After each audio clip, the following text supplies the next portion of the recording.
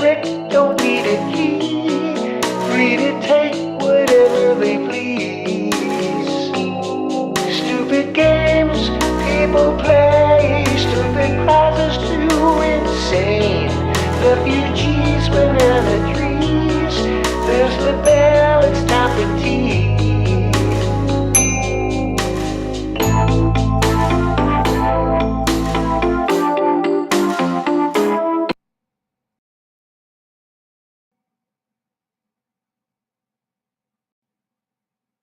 And that is My Wicked Twin. That is the latest installment from My Wicked Twin. That's Noon Walk on the Asylum Lawn.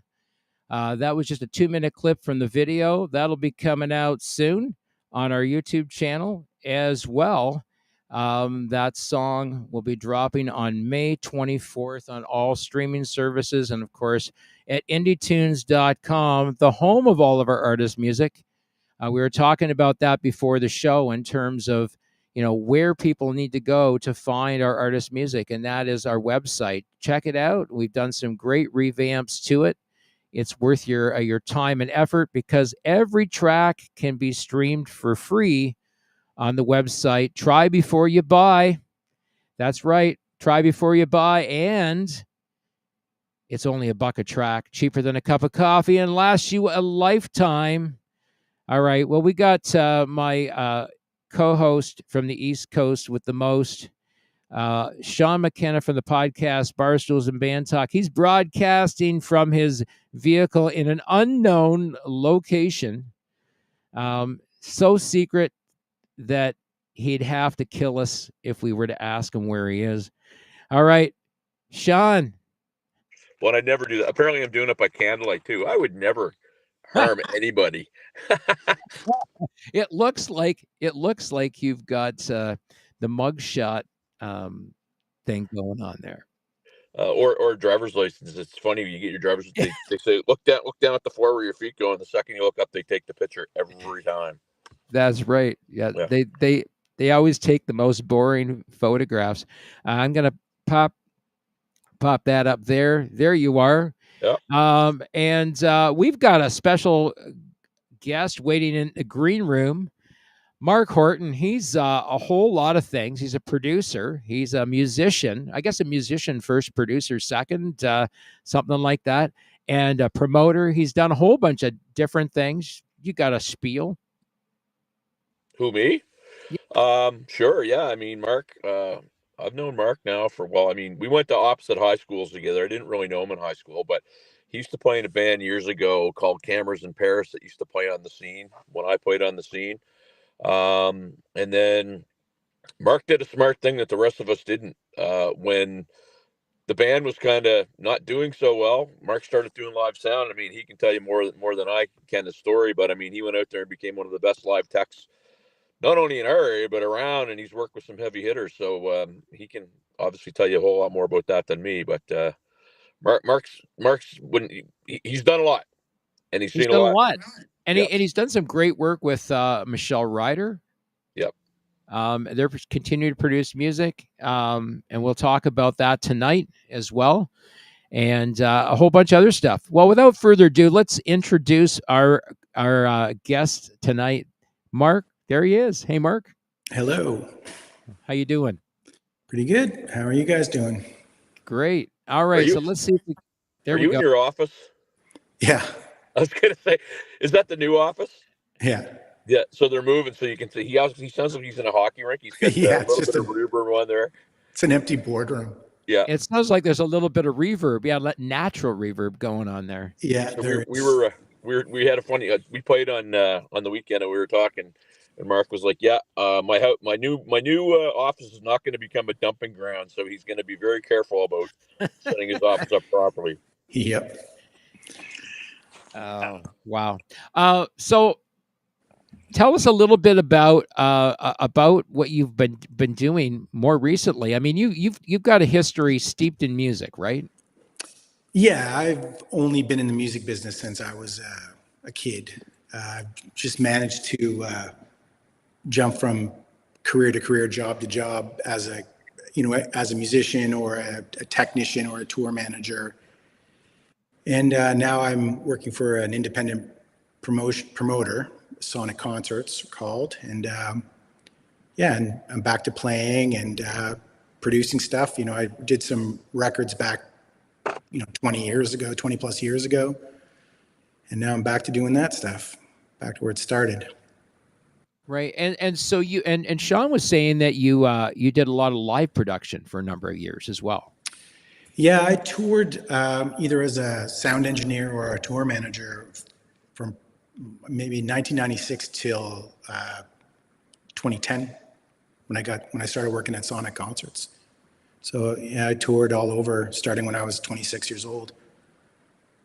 Which is And so 14 years of now, were you doing front of house mix? Were you doing monitor mixes? What were you doing? mostly front of house. Okay. Yeah, the odd monitor gig, but mostly front of house. And was that with a production company, or were you working specifically for an artist? With artists. Okay. Yeah. I mean, I've done gigs for local production companies over the years, but 99.9% of the work was as a touring party member of a band or artist. What's super interesting about Mark too is a lot of people don't remember him or know him as a sound man. And he doesn't go out of his way to kind of broadcast that. I mean, we've been on gigs where he kind of, he won't go up to a sound man and start critiquing him about something is going on. Now, if somebody asks for, if they find out and they ask for advice, he'll give it, but he's not one of those guys that sits there with his arm crossed and kind of complains about the mix, which is good because a lot of guys do. Life's too short. Right. Yeah, when I'm doing side hustle gigs, I really just want to play guitar and have some fun. The side hustle thing. Now, how long have you been playing with Sean in side hustle? 2 years or so. Yeah, almost 3. The history of the band was, I mean, I was playing in another band that I'm still in, and some of those gigs got canceled. I decided I was going to put this band together, and basically the only people that from the original version of that band that are still there are myself, Michelle, and Darren Wadden, our keyboard player. Mark was the first guy that came in. He replaced a guitar player, and then Peter Belmont came in, and then Ian Fancy. And Peter and Ian are guys that I played with in high school, and that version of the band's been together now a year and a half, and it's going great. So I mean, the other thing too, I'll give credit to Mark for. I would consider Mark the musical director of that band, because I mean, it's just he's got a great ear. He and I always had the conversation about playing parts right, figuring stuff out right, doing things right, vocals and whatever. So it's good, because I'll be honest with you, not a lot of bands do that anymore, right?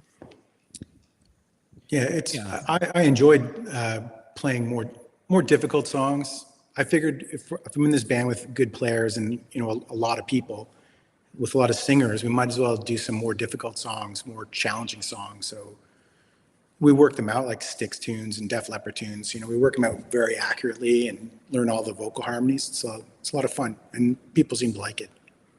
Right. And so do you come at it from that perspective of developing the actual arrangement for each song?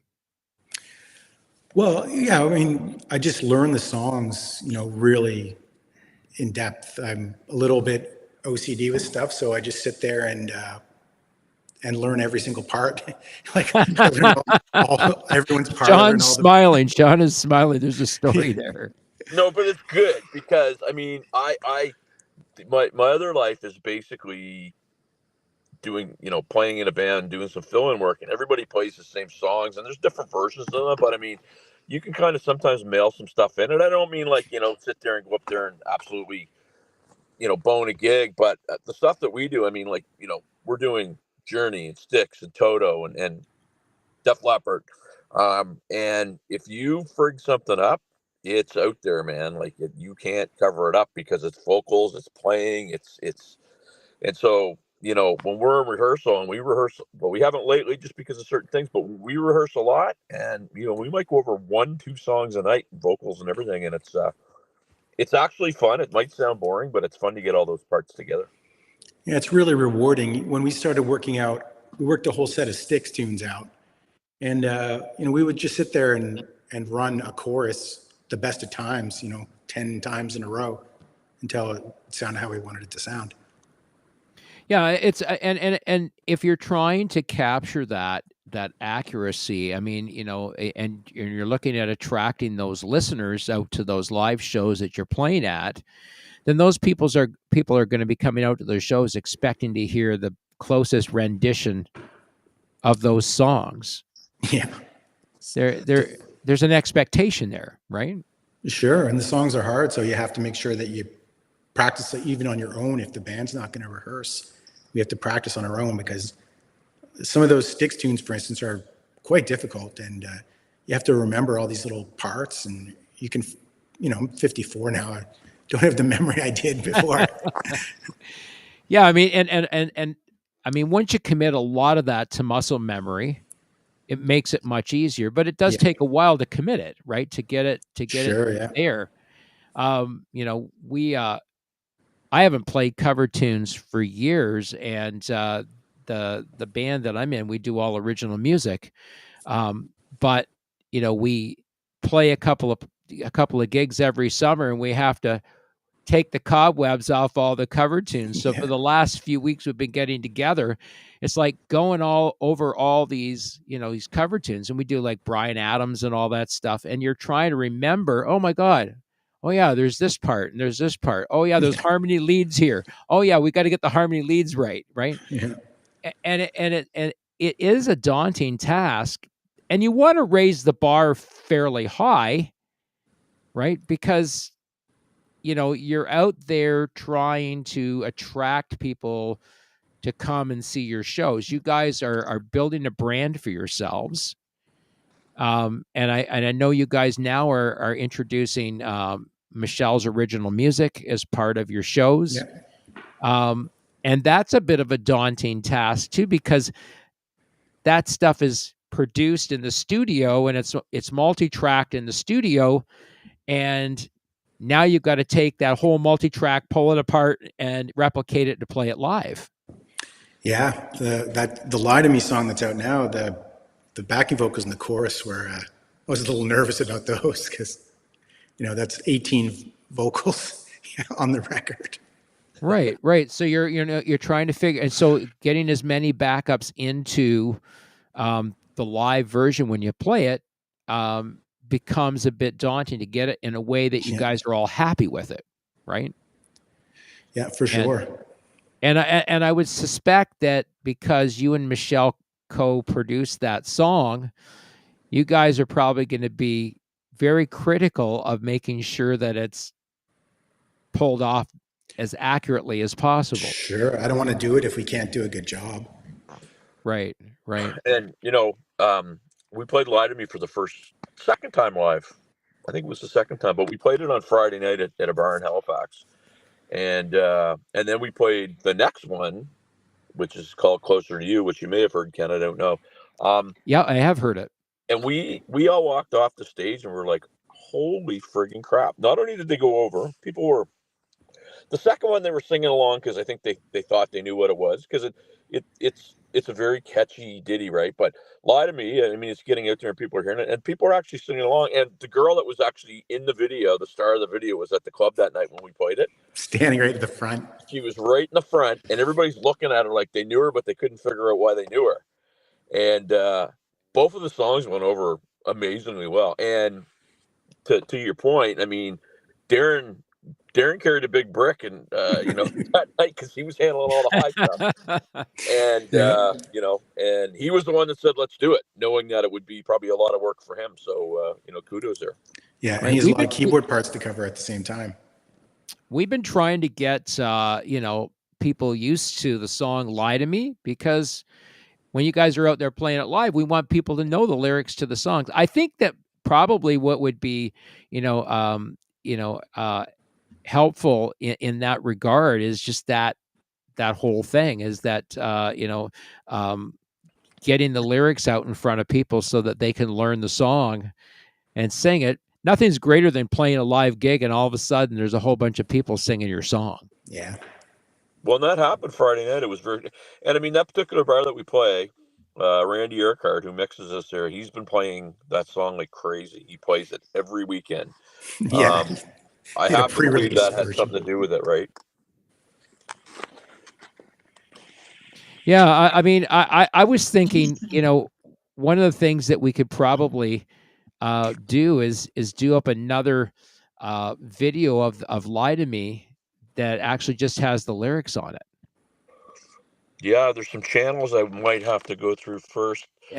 That's nuts, but we won't talk about those right now. But put yeah, I mean, put a, and I did an interview night before last with a gentleman by the name of Pete Lauren, and Pete Lauren is the singer for Trickster. He's got a video coming out. He decided to do a lyric video because Pete's gray now, and he wears like it was funny. He had the flat bully hat and the Drew Carey glasses and the gray hair.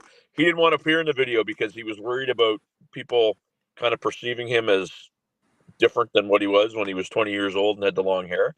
right. Um, and I just said to him, I said, Pete, man, you got to get out there because those girls are soccer moms now, man, and they're gonna love you. And so he's the next one that he says he might just put himself in it. But no, that's a good point. I mean, we could definitely do that for sure.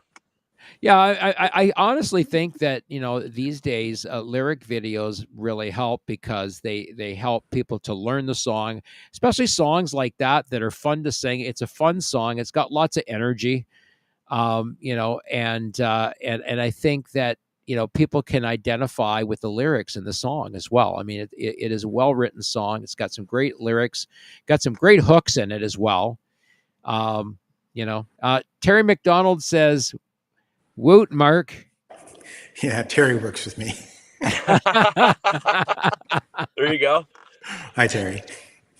I've been doing So- this damn show for a year, and I don't get a single person that comes on here for me, Mark. So there you go. Yeah, nobody ever says "Woot Kenny" or "Woot Sean." We haven't, we get a guest on and he gets all the accolades. Yeah, I post on Facebook so infrequently that it shocked her into checking it out. I think There's a benefit. There's a benefit to being an enigma on social media, yeah, right? Yeah. Because if you're not active on social media, people are sort of eager to get to know you a little bit more. Who is this guy, Mark Horton? He's not active on social media. He sort of sits back in the background, but you're not really in the background. I mean, you're producing music with Michelle. You're out there playing with the band, and you're out in front of the audience, right? I mean, you're out in front of the drums even. So Yeah. you're out there showcasing your stuff every time you play live with these guys. Yeah, I guess. But I mean, I'm not really an extrovert like McKenna is there, but but I really enjoyed playing the songs, and it was great playing the like the originals especially on Friday. Saturday wasn't as the reception wasn't as great, but it was still okay. But Friday was amazing. I couldn't believe it. Yeah. Right. And when you guys play live, what how do you interact with the audience? So it's funny, right? Like we all grew up in that era of show bands, right? So I mean, we don't go up there and kind of nobody stands in one spot. I mean, and the thing is first and foremost, you got Michelle, who's Michelle's 5'10" and she's blonde hair, so she's a presence up there and she's got the big voice. On one side of the stage, you got Peter Dalmont, who I've known my whole life, who's just he hops around like somebody's got firecrackers in his boots. And you got Mark, and Mark does his thing, and they're different, but they're the same, and they interact really well as players. I just think we look like we're having fun, and I think people react to that because, I mean, even if we play a gig and there's not as many people there as we would like, we still have fun. And, we bring extra things in, and like, so for example, on the weekend, we had these things, we put them on the PA stacks, and they look like fire. And the bar was just like, nobody does this. And so, we just try to do extra stuff like that, and I think people buy into it. And then, when we go out and, do like a sticks tune where nobody's supposed to do a sticks tune because it's too hard. I think people relate to it or sort of relate to it, and it works. And then as soon as Michelle starts singing, it's kind of like I joke around. It's the episode of Friends where Chandler and Ross want to quit the gym, and they bring out the hot girl to convince them. It's like, you don't think we're a good band? All of a sudden, meet Miss Ryder, and all of a sudden, boom, there it is. And I mean, it's not too hard to figure out that the band is set up around her, but everybody is comfortable enough in their own skin that they know that, but they can still do their thing. Like nobody's gone to somebody saying, "Don't do that." And I've been in bands where people say, "Don't do that," and that never happens in our band, which I think resonates with people too. Yeah, we know when she's going to sing a high G, and we just sort of move out of the way. let her blast the note out. Yeah, I mean, and the fun thing is all part of it, right? I mean, you want your audience to have fun with what you're doing, and if you're not having fun, then maybe they're not, right?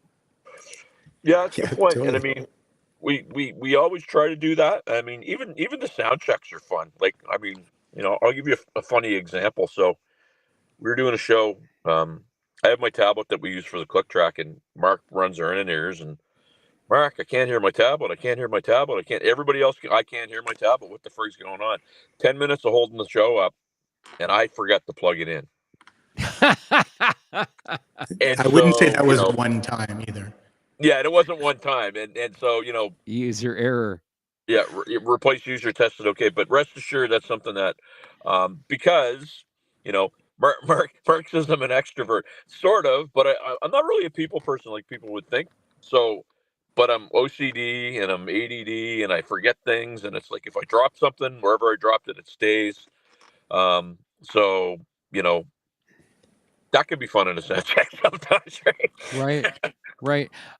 So Mark, I want to talk a little bit about your history in music. So you worked as a road manager for a number of bands for about, I guess, 14 years, roughly? Yeah, I mean, I guess full time as a road manager, probably 8 years, and before that, it was sound or road manager. Right. So how did you land that gig? Your first gig as road manager? How did you land that? When I stopped playing, like Sean said, I started doing sound. Like I was I started learning how to do it because I saw the writing on the wall, as they say. So I was hired to do sound for Ashley McIsaac, the crazy fiddle player from Cape Breton. His manager was my manager before that, so he hired me, and then like a year later, they hired me to be a road manager for one of their other acts, and she was playing on Lilith Fair that summer. So I was 27, and I had to go out on Lilith Fair and go across the border on a bus for the first time, a couple times. So I just was sort of dropped into the job. No cell phones. Right. Wow. Talk about working with a handicap. Yeah, it was a different world for sure. Yeah, and a genre of music that you weren't used to. Yeah, it was like the tour managing job was with a woman named Mary Jane Lamond, who she sang on that Sleepy Maggie single with Ashley back in '96, and so she was singing Gaelic music with a rock band. So it wasn't really, my thing.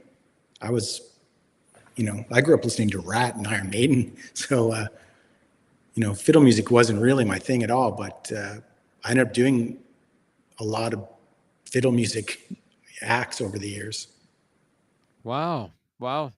So you did that for all the time that you were a tour manager, or did you tour manage for other people as well? No, other people too. I worked for the Chieftains from Ireland for a long time, but that was fiddles and bagpipes. But I did work with Rufus Wainwright, and I did a little promo tour with Nora Jones, Roseanne Cash, and Sum 41. And the last gig I had on the road was with Theory of a Dead Man.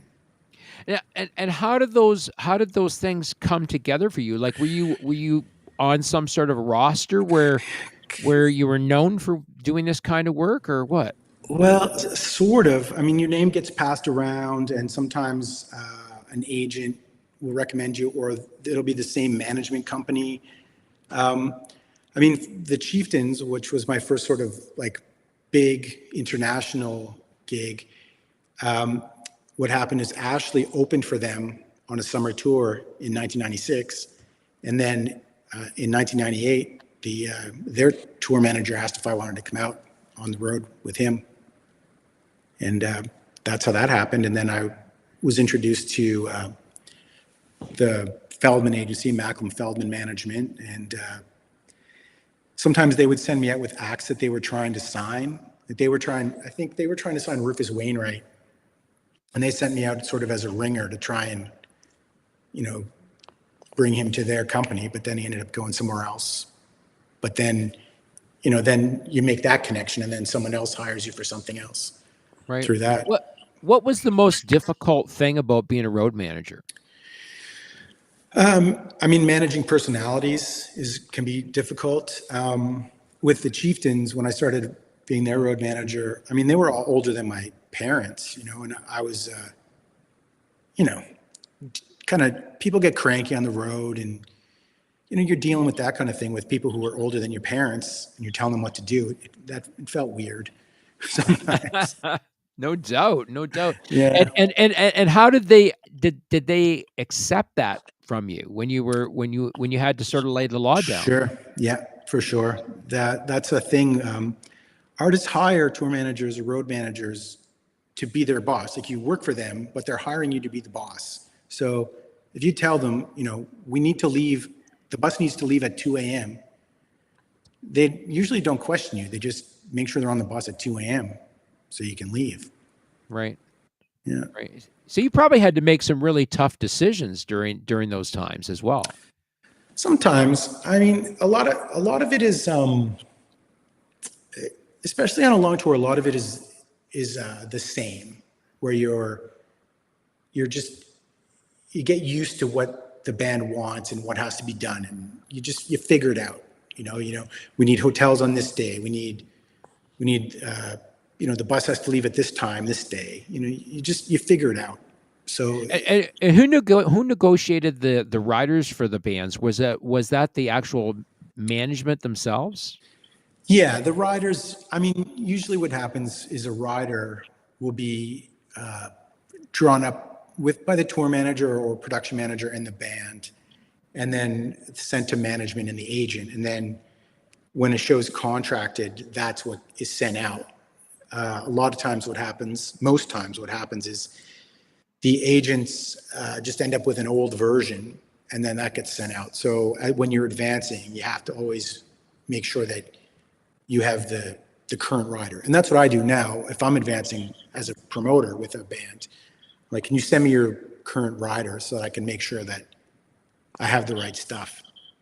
Right. And did you ever have any problems in terms of securing everything on the rider for some of those Really, tours? I mean, a lot of the things you hear about, the Van Halen Brown M&Ms and all that stuff, that's the ludicrous end of the spectrum.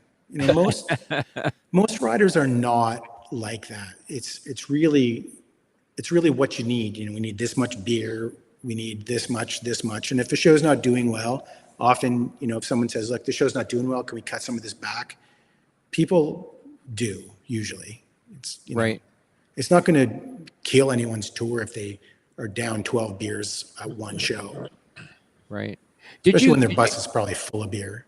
Did you ever get to any shows and the back line was complete shit or something like that, and you guys had to fix it last minute? Oh yeah, that's usually production stuff. Most of the acts I toured with, we would tour with backline, so we never had to worry about our own stuff. It would be, if you're playing a club, the PA might, not work or might not be as described. So there are lots of times when you end up putting Band-Aids on things to get through the show. Right. Workarounds. But nowadays the gear is so good and inexpensive compared to in days gone past that bands, even smaller bands, are traveling with their own sound consoles and lighting consoles and lighting packages. So it often doesn't even matter what's in the venue for gear, because they'll build their show around the stuff they bring in, and then whatever's in the club, they'll just augment their own stuff with it. Right. Now yourself, in terms of playing live yourself, are you an amplifier guy, or do you use or do you use other stuff? That's a sore subject. I am an amplifier guy, but in Side Hustle, it's a no amplifier zone.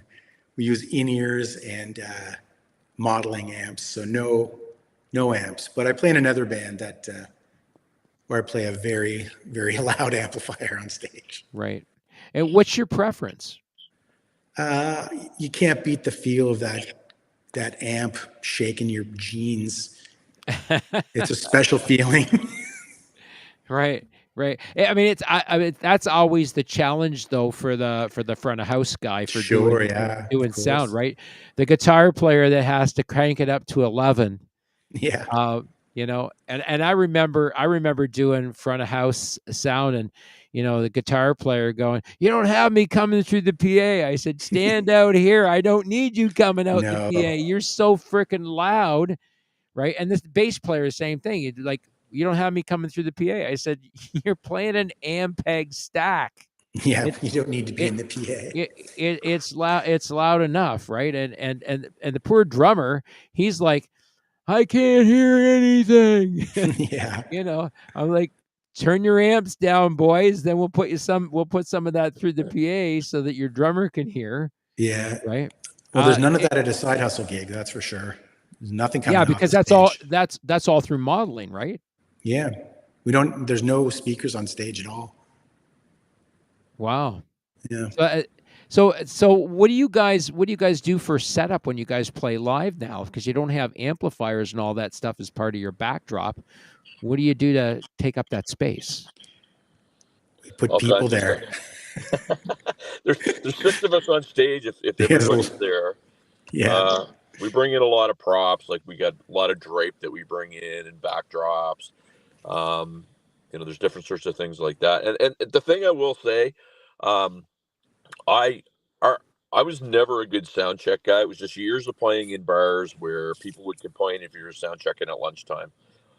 And our sound check, correct me if I'm wrong, Mark, if it takes any more than 5 minutes, just because A, everybody's got great gear. B, we show up, we get ready, we do it. And you know, one of the main bars that we play all the time, Monty's in Dartmouth, they've got a preset in the board, and it's basically they fire up our scene, and boom, there we are. And we run our own bud, so it's Yeah. magical. We have our own monitor board. Right. So we do sound checks at Monty sometimes without the PA, without the sound guy from the club there. Right. So you guys set your own monitor mix and look after Yeah. your own monitor mix, which is Yeah. really, really nice because it gives you guys full control over that. And if somebody's not got enough in ear, then you can correct that pretty easily. Yeah, and everyone can control their own mix too, but from their phone Right. or not. So And are you guys using wireless in ear, or is it all wired? Sean's on a wire. The rest of us are wireless. Right. And are you using like are you using a 2.4 gig or like a 5G network for that? Darren and Ian have those 2.4 gig ones. I can't remember what they're called. I have like old Shure PSM 200s, which are in a different frequency range than that. Right. And Peter and Michelle have PSM 300s, which are right. new. I know we were having this conversation on the weekend. Helix played in Chicago at the Arcada Theater, and we were talking about wireless.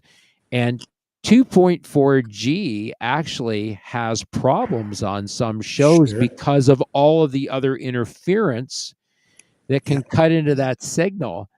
And so a lot of guitar guys are switching over to the 5G stuff because It's true. it doesn't get interfered with by other stuff, because some of the lights being run remotely are running on 2.4. Yeah, there are only something like 6 channels in that 2.4 range. So Ian, our bass player, Ian Fancy, he is always near our monitor board, and we actually have to run his little transmitter as far away as possible because it interferes with the our like iPad connection to the board. That's yeah. It's funny how you discover that stuff, and you think, why is my guitar dropping out? And then all of a sudden you realize it's not. And one of the other things that's also really dependent on sort of wireless stuff these days too is the quality of the actual patch cables. Yeah. Just a shitty patch cable can screw things up. Yeah, sure. Yeah, you have to buy good ones. The ones that you get from the big local retailers these days are they're getting thinner and thinner, I've noticed, and they break easier and easier. Right, and they probably don't have the shielding on them that the thicker cables have. No, it's worth it to spend $50 on a cable because it'll last and it'll sound better. Right. What's your go-to to gear when you think about that patch cable? What kind of patch cables do you use? I just buy. I mean the L&M ones, their higher end ones are good with. They have these heavy duty jacks on them, and they have a plastic like clamp inside it onto the cable. I find those ones do really well. They last a long time. Yeah, because I mean, when you're playing on the road all the time, you got to have really durable equipment, right? Yeah, sure. Right. What's the worst nightmare you guys have ever had playing live? In this band? Yeah. For me, we did a festival, I think it was last summer, and we couldn't set up the in-ears, so I had to use a monitor. And because of the way if I ever use a monitor, if I only have one, I like to have it on my left side. Just a weird thing. It was on the right side, and when we sound checked, it sounded great. And then as soon as we started playing, I couldn't hear a thing. Oh boy. We use a click track too, so I couldn't run the click track, so that was fun. But you know what? Got through it. So it was basically I was on backline that was there, not my setup, no in-ears, no click track, and it was really hot that day. But we had a really fun time, and they asked us back, so I guess it wasn't that bad. Yeah. Right. Yeah, it is hard for us to just go up and use wedges. It's not. I mean, I can do it. I'm used to it because I like it better. But Michelle doesn't like it at all. She can't hear, and Sean doesn't like it. So right. it works better for us if we can use our own board for our in-ears. I've become that guy that I never like. I mean, I used to play off the mains when I first started, and that's half the reason why I can't really sing anymore. It's singing off the mains with no monitors. But even as recently as 3 years ago, I was still doing that, or with them, and then I was in a band that they wanted to use a click, and I started using the IEMs, and now it's just I'm that guy that I never wanted to be. Like if I don't have them and I don't have my proper mix, it totally affects the way that I play and the way that I feel when I'm playing. Yeah, in-ear can make all the difference. That's for sure. I mean, and it's always hard sometimes to get the. Michelle Ryder says, "Never give the iPad to the drunk guy." Who's the drunk guy? Maybe that's me. I don't know. She never given the iPad to a drunk guy. Yeah. Yeah, and it's funny because I've never been able to connect to our board, but the running joke was we had a what happened, Mark? I lost a cord or something, and we had to get a new router or something. Yeah. And so I'm not allowed to actually take the router when we pack up the board. I take the board, but Darren takes the router so that it goes up to the next show. Yeah. Oh my God. So I mean, we talked about being able to replicate the stuff that you've done with Michelle in the studio, Mark. Let's talk a little bit about you guys' production in the studio, the stuff that you and Michelle have done in the studio. So to date, tell me the songs that you've worked on with Michelle. Well, I mean, Lie to Me. The Right. current single you can stream on TUNZ Records Good anytime you plug. want. Good plug. No more whining. No more whining on the side there. Thank you, Mark. And we have one that is almost ready to go called Closer to You. And then there's the next one after that is called Crime Pays, which I don't know if you've heard that one yet, Ken. I have not heard that one yet, and I'm waiting to hear. I'm waiting to hear the final mix of the current single. So you were involved in the other two projects. No. So here's the thing that I noticed from the first two projects to this one. It's like all of a sudden somebody's flipped on a turbo switch. Like it, the level of production has just dramatically increased in terms of just the way that the track is produced, the mix. Everything in the mix seems to sit where it's supposed to sit, at least in my estimation, when I listen to it. And then the mastering that you put on the tracks just enhances all that stuff. Well, thanks. I mean, the worst nightmare about mastering is that oftentimes you can bring out the best and the worst in the track. Yeah, sure. Right. And sometimes I don't know if you've run into this or not, but when you start putting some mastering tools on the track, have you ever gone, oh, wait a minute, I don't like this part of the mix now. I've got to go back and because the mastering somehow enhanced that part of the mix, and you went, whoa. Sure. That's why, it's if you're doing everything yourself and it's not that hard to go back and fix the thing you didn't like. If you're paying a lot of money, it can get a little nerve wracking, but I just OCD it until it's until it's done. How often does that happen where you'll start putting you go, okay, I think I've got the mix the way that I want it, and now all of a sudden you put some mastering on it and you go, whoa, I don't like that frequency, or I don't like that part of the vocal, or that the part of the vocal is too harsh, or whatever. Yeah, often I do. I do a lot of mixes of these songs and a lot of masters. I do them and I put them on my phone and I go out to my car and I drive around and listen to them over and over again. Old school. Yeah. You made me feel better about that because I've been doing some mastering for Brent, for My Wicked Twin, and we're also doing a pop album right now, and he'll send me the mixes and he'll say, okay, I think they're ready for mastering, and I'll master it, send it back to him. Go, oh my God. He said, that's too loud, or that's too loud, or that's too harsh. Can I go back and fix the mix? I said, yeah, that's why I don't code them anymore until you say that is what I'm after. Because what I tend to not, I don't like to do a lot when it comes to mastering. I always believe that less is more. Mm-hmm. If the mix is really, really well done, then there's not a lot you have to do to it to make it sound better. Just a little sprinkle. Yeah, just a like a little bit of sprinkle of special sauce, just to make it sound, to enhance certain things. I always like. Do you like using stereo separation at all? Stuff like that. I haven't really gotten into it too much. I've been reading a lot about it and watching a lot of YouTube videos about it, but I just honestly, I'm really just getting back into using the software. So, you'd be surprised how the struggles I'm going through right now. Like 24 years ago, I would say I used like Cubase, and I would be expert level on Cubase. I probably, by the mid 90s, I probably could have taught a course on Cubase. Right. But, then I just was on the road so much, I just stopped doing it. And then,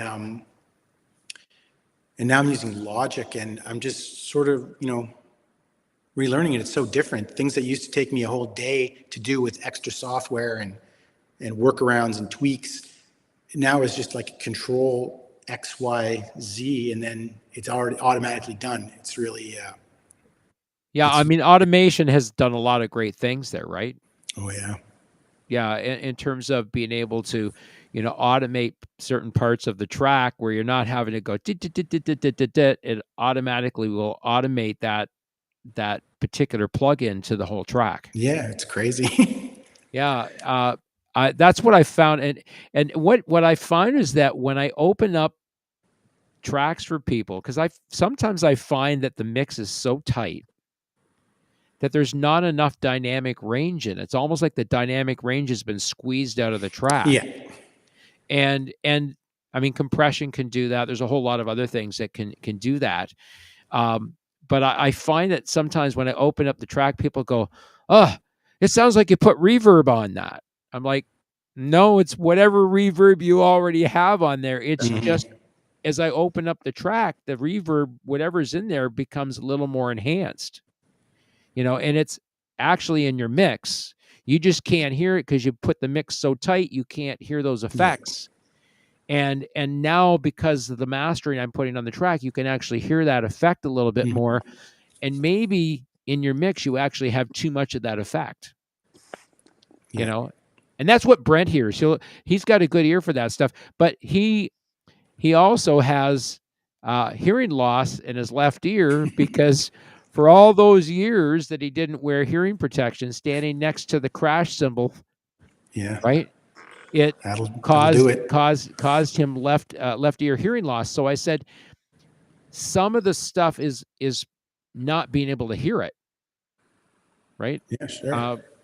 Do you find yourself in that category where either you have some hearing loss or you have some ear fatigue when it comes to mixing? I definitely get ear fatigue. I take a lot of breaks. I'll drive myself crazy trying to get something and it's just not sounding right. So I'll just put it away and just wait till the next day. You give my brain a rest. But I remember one time I was mixing this record in like 2000 or something, and I was wearing a toque, and it wasn't on my ears, but it was just like above my ears. I wasn't covering my ears. Right. And then I just pulled the thing off, and the whole mix was so bright because just having the toque close to my ears absorbed so much high end that I had to remix the whole song. Yeah, and what we forget is that when you put a toque on your head, you're actually compressing those bones where the sound resonates in your ears. Yeah, it sounds totally different. Yeah, it's a totally different thing, and a lot of times people don't realize that little things like that can introduce what I call artifact into the mix, and you go, "Oh, wait a minute, it's actually brighter than I thought it was." Yeah. Now it's too bright. I got to take some of those high ends off a little bit, trim those down. When it comes to mixing, when it came to mixing "Lie to Me" for Michelle, what was the most challenging part that you noticed about mixing and mastering that track? There's just a lot going on, and those "Lie to Me," like the big "Lie to Me's" in the chorus, like that wasn't on the song originally. We just sort of left a hole and we tried to figure out what to put there. And then I was just listening to a rough mix at my other office, and I had a guitar in my office, and I just figured out the melody for that part. And, and I sang all the parts, and then I tried to get them to sit in the mix, and I just couldn't get them to sit in.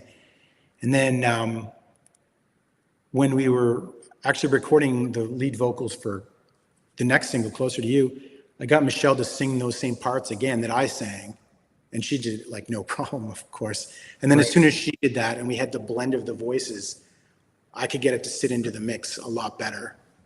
But it took a while, like a couple of weeks probably, of me futzing with it until I got her voice on there to smooth it all out.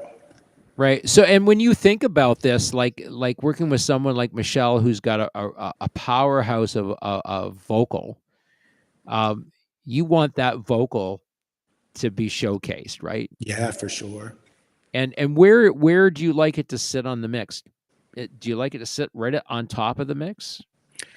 I like it to I like it to sit kind of on top, but I like everything to just sort of go around it, but let it poke out at the top. I don't want it to just be floating out on its own, but I Right. want to make sure you can hear every little bit of what she's singing. Right. So the instrumentation is behind it, supporting the voice, but not competing with it. Yeah, it's all panned. Like the guitars are always panned wide to get out of the way.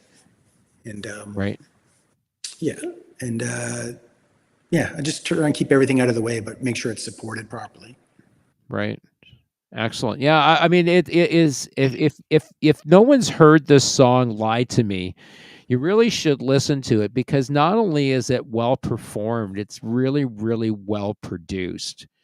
And of course, the song is well written. And when you think about those three ingredients, those are the three things that always attract me to music, right? I always think, is it well written, right? I think lyrically, in terms of the song, the melody of the song, the the production, and the performance of the song. Um, what do you do to try and get the best performance out of someone like Michelle when you're working with her? I mean, she actually really knows what she's looking for. What I have done on these 3 songs that we've recorded so far is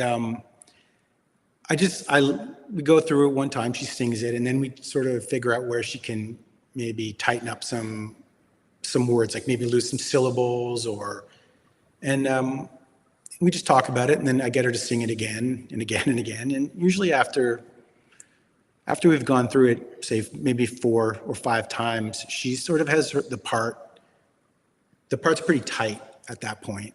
She's quick. Right.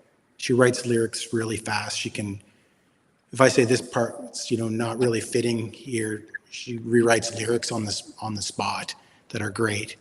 Right, to find something that actually fits, or the Yeah. syllables fit that particular part of the song. Yep. And that is always critical, right? When you're writing and performing a song, and sometimes it's simply timing. Yep. Right. I mean, sometimes it's the timing or the spacing of singing the vocal. I remember, learning "Run to You" by Bryan Adams.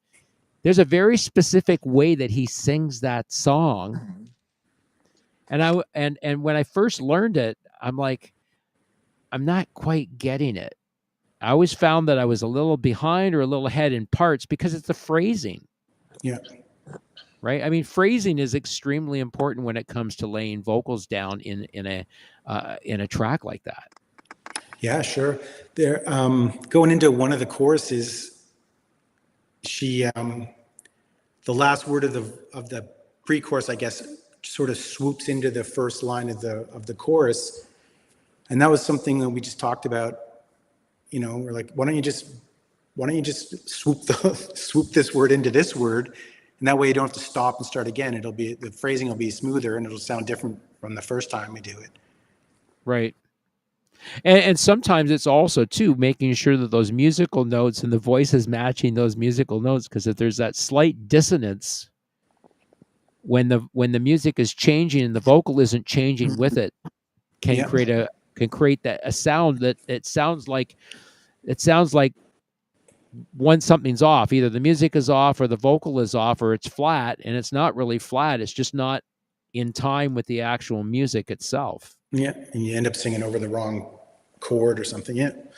Right.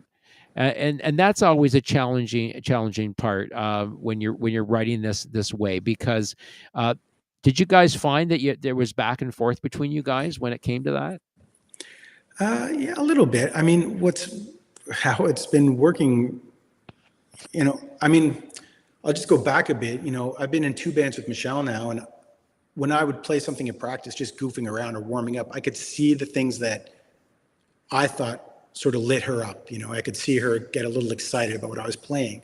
So, I'd be at home, noodling on, watching TV, and I often write when I'm watching TV because my brain's sort of occupied over here, and I can come up with things. So I'll come up with things, I'll work them out a bit, and then if I think Michelle might like it, Then I'll go and record it, put down, however much of the song, and flip it to her, flip an MP3 to her, and I can usually tell by her reaction how into it she is, and then she'll maybe send me lyrics or sing me a melody, or I'll sing her a melody. We'll send it back and forth, and we just work it like that. And then when we get a chance, we go in and record it, and that's basically it. It's like we just have a good relationship with writing as far as writing goes. Yeah, so that chemistry is so important, and you guys doing things to fuel that chemistry really helps too, right? Yeah. Sean, what do you think about all this? What do you think about this relationship? Well, so I've been listening intently because I know the backstory. I know her backstory of trying to do something before this kind of thing was put together, and maybe not being supported because certain people felt that she didn't know theory or whatever. And to me, it's a great situation now because there's never any she's always good at taking feedback, but the feedback's always presented not in a I'm smart and you're stupid way is the only way I can kind of say it, and that's not a I'm sure I'll get a text tomorrow from somebody, but but it's great. And the other thing too is that I I've always liked, I've always been a Bon Jovi fan. I've liked hooky music. I've liked, peppy music. Like I'm a on the beat drummer. I'm not a behind the beat drummer. So when I heard these songs, the first thing I was like, man, Mark's putting like friggin' Ozzy and George Lynch licks in there, and Michelle's singing like pop. And so you got these crunchy tunes with pop sensibilities, and it's like they just every single one of them's got like a hook and a catch, with sing-along choruses, and that to me is something that was lost for a very long time. Like Right. certainly in the 90s you didn't hear a lot of sing-along choruses, so it's pretty hard to hear one of these songs and go like, man, I don't like life right now. You know what I mean? Right. So, and just the way that Mark works with her is great, and the other guys too when they're asked, because nobody is I'm the most intense of everybody, but the good news is I really don't get involved until most of it's done. And then when it's done, then I go and I do my thing, with you and whatever. But I've yet to hear one that I go like, man, that, the only thing is, and I won't give it away, but there was one word, and I said to her and Mark, I said, I don't know if this is going to work, but hey man, go with God. If they want to put it in, We both like the word. What's that? We both like that word. We think it's appropriate. And it's good. But no, so I think the formula is working perfectly. I don't think there's been any walls hit, which is rare in songwriting, where you might come up with. They're writing. It's almost like they're sitting down and writing a song a day. I'm not saying they're doing that, but it's like you don't see 15 songs that are kind of scrapped up in a corner somewhere that aren't getting used. Like everything that's been written has been getting used, which I think is very cool, and they're coming together quickly, which is cool. Yeah, and you guys aren't short of ideas either, which is really, really great, because that means that there's longevity to this, in terms of going forward. And just having met you tonight, Mark, and having had Michelle on the show before, and having met Michelle, she's a lovely person. She speaks really highly of you, and I think that two great people working together can't be anything but good come out of that. Well, I'm really enjoying it. I'm happy with what we've been doing, and the songs, they just feel good afterwards. We have 3 pretty much done now, including Lie to Me, and a bunch more that we are working on. So yeah, I can't wait to get my ears on those. So if you have access to our shared drive, please feel free to drop them in there. Well, and if I can geek out for just a second, like everything that Mark is kind of throwing at me as a drummer, which is interesting, is between 97 and 106 beats per minute, which is like, they used to say the saddest of all keys in Spinal Tap. Like that can be train wreck city for a drummer, because it's like it's any flaw that happens in tempo and in whatever, But they just groove, right? When everything comes together, they've got this groove to them where they just, you don't feel like they need to be faster than that. And as a matter of fact, I think, Mark, correct me if I'm wrong, first started jamming Lie to Me, we actually slowed it down because we thought we had the right tempo and we had to knock it down a beat per minute. I think so. Yeah, it's surprising how slow a tempo can actually be on a song that the song actually still sounds fast. It's peppy, man. And even live, like when we played it on Friday night, I remember like parts of it I'm going like, oh man, this is getting really I feel like it was getting wild, but it sat in this groove. And when I looked at the dance floor, like people were dancing. And I mean, anybody that works with tempo, I mean, I work with tempo all the time, and 97 beats per minute is not fast. 106. Right. Everybody, Right. wants to be the blast beat drummer. Like I'm working on a song for a friend of mine, and he says it's 280. It's actually 140. He just doubled the tempo, but 140 is still a Right. fast, peppy tempo. 106, man. I defy anybody to go in there and try to practice anything at 106 and get it right the first time. It's a tough tempo. So 128 is apparently the fastest you can play a tempo and not spill a drink. I don't know. I got the 130 before. I think that was in a David Lee Roth interview one time. They asked him, what's the fastest tempo you can play a song without spilling a drink? He said 128. So I don't know if that's true. I would never go against Diamond Dave. So Lie to Me is out there, folks. Check it out on your favorite streaming service. If you don't have a streaming service, you can go to anytunes.com or anytunesrecords.com. We own both of those domains. Our special guest tonight has been Mark Horton. He's a producer. He's a musician. Some things before others, but he's been a lot of different things. Road manager, arranger. There we go. There's another one, right? One quick plug. It's at sonicconcerts.ca that they can find all your shows that you're doing. .com, yeah. sonicconcerts.com. He brought Steve Vai in last year, and he's got another banger coming in that's sold out. Sorry, kids, if you nice. It's the King Crimson show there with Vai and the drummer from Tool, and anyway, crazy stuff. There won't be, there won't be anybody disappointed when they go to that show. That's for sure.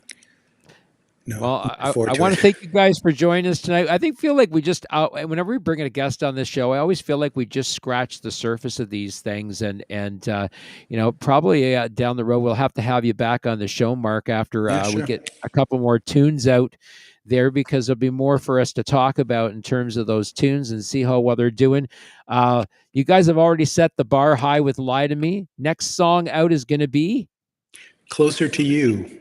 Closer to You. So if my prediction is right, we're already about 35% up on the previous release with Lie to Me. So if we dare say the same length of time when we release Closer to You, 50,000 streams, my prediction on that one. Just on Spotify. Just on Spotify. I'm not talking about aggregate. I'm talking just on Spotify alone. But the best way to remunerate artists is go to our website, download the song, $1 a track, cheaper than a cup of coffee, and lasts you a lifetime. Our special guest tonight has been Mark Horton. My co-host, Sean McKenna from the podcast Barstools and Band Talk. Rim Shots with Sean. I am Kenny from Indie Tunes Records, and you are not. This has been The Indie Show. Have a great